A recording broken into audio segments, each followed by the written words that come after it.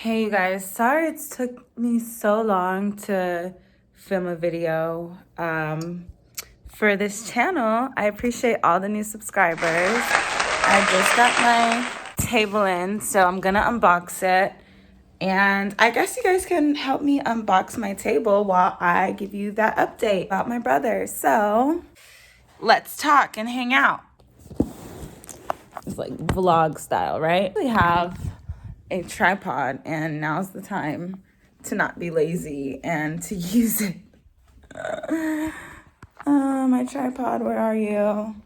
Here I go. Well, I low-key kind of broke my tripod. Thinking that like, oh, I was trying to put the light on it, but I broke the light. I didn't break the actual tripod. I just broke the light attachment. So I need to get another one. Ugh, hold on. Okay, that's better. I just wanted to fit the aesthetic. You know what I'm saying. But yeah, so y'all are gonna be helping me unbox my table while I give you guys this update about my brother. So backstory, I was born in Oklahoma, didn't stay there long. My parents were in the military, both of my parents, my mom and my biological dad. And they broke up before I was born. So, yeah. Backstory, went to Oklahoma, then went straight to New York, upstate New York, but my family's from Queens, South Ozone. I come from an immigrant family, like background. So they're really low key when when my great-grandparents first got here from my mom's side. I don't know too much about my dad's side. But anyways, other than that, they broke up. My dad had 2 kids by another woman before he even had me. So he had a relationship before he met my mother. And both of my brothers are, oh man, I thought it was my table. Maybe the other box is my table. This is my backdrop. Anyways, both of my brothers are my half-brothers, technically, from my dad's side. They're not from my mom's kids. Long story short, my mom kept me away from my father for years because he was on drugs, hardcore drugs, and she just didn't feel comfortable. She would tell me stories like... I don't even really feel comfortable telling the story about him because he's passed away now. He passed away in 2019. And I just don't really want to slander his name, and I just want to keep his legacy on. But, he messed up with my mom, whatever. So she just didn't feel comfortable. And, he would try to fight to see me, from his words. I don't know, but... and my mom just refused. So long story short, I got on Facebook when I was like 16 and I was like, I want to meet my dad. Like, I don't know him. I haven't spoken to him. Who is he? You know what I mean? I've been with my mom all my life. And me and my mom didn't really get along at all when I was younger. And I'm just like, who is my father? You know what I mean? All these different men would come in and out my life. And I just felt detached, because it's like as soon as my mom would end the relationship, now it's like I no longer have a father figure. So I just kind of sad. So I asked my mom what his name was. I found him on Facebook, and me and him started talking for like months. And one day I was just like, I want to meet you, So around, I think 17, I turned 17. Maybe I was still 16. I don't know. But around then, I decided, let me get on a train. It's the summertime. I'm out of school. Let me get on the train to go to Arkansas from Texas. Oh my God, you guys, I'm sorry. I'm so bad at telling stories. Okay, I forgot to tell the whole entire backstory. I lived in Korea for like 7 years, and then I moved to Texas. Okay, so this is why I'm in Texas now. I mean, at this time of the story. So I was like, let me take a train station from Texas and, go see you, Dad. Like, you're cool. I want to meet you, da-da-da. So then went to Arkansas, met my father, stayed with him for, a few months, I believe. And we were like best friends. Like, he was super cool. It was like I finally found what I was missing in my life. you know, and I still miss him. Like, I lost my best friend to cancer and to asthma, and I didn't get to see him in the last day. I didn't even know, you know. I had a weird feeling that something bad was going to happen the day before he passed, and he passed. But anyways, met my father, became best friends, started planning together, and, you know, he talked to me about my brothers, and then a few years went by before I met my brothers. My brothers were living in Ohio at the time, and I contacted them on Facebook and was like, hey, Dad told me about you, da-da-da-da. So I'm just reaching out to everyone pretty much. So me and my brother started talking, and on Facebook, and then one day, when I was older, I was like 18, my mom decided we should move to Georgia. Long story short. So I was like, yeah, okay. I graduated high school. Like, I'm down to go to Georgia, because in Texas, I was really unhappy. I was really depressed where I was at. And I just wanted a new start. And it felt like being in Texas just felt really hard, you know, to do the things that I love to do. I'm an artist, and it was hard to be an artist out there at the time. They're coming up now, thank God. But at the time, artistry and creativity was kind of shunned upon, and it wasn't really accepted. So I left. I was like, hell yeah, Georgia. I hear about it all the time. Like, you know, I left, came to Georgia, had a huge ass culture shock, because I was not used to being around so many people that looked like me at all.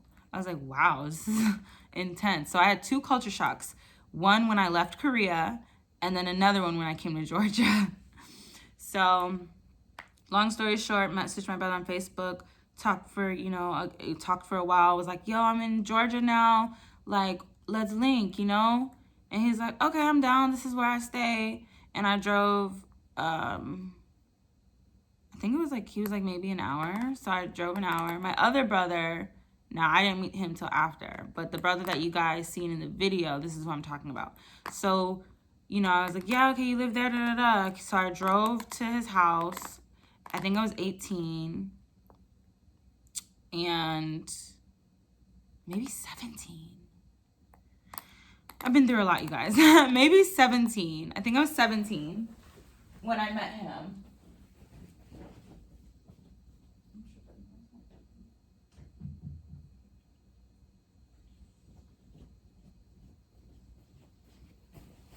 Okay. I think I was like 17 when I met him.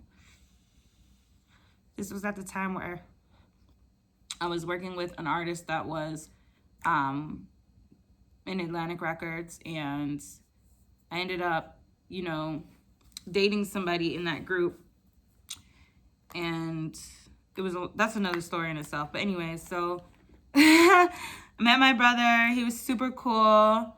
You know, I was with my friend at the time,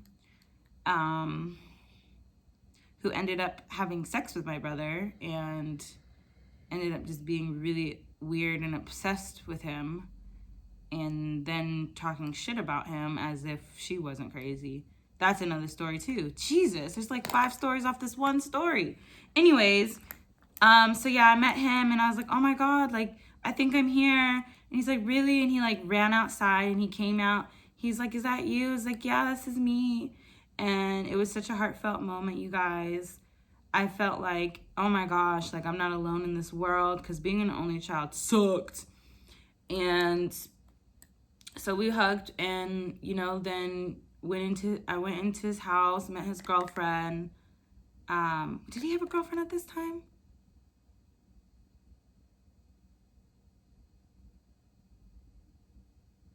I don't know if he had a girlfriend at this time. I don't think he had a girlfriend at that time. Anyways, you know, hung out with him, and we were just like inseparable for a while. You know, brother and sister shit. Like, he got on my nerves at one point. I got on his nerves. We didn't fuck with each other, you know, and then we popped back into each other's life. Brother and sister shit. Right now he's locked up, and I went to go visit him maybe a year ago, and then like before COVID, and then COVID happened, and they weren't really accepting visitors anymore.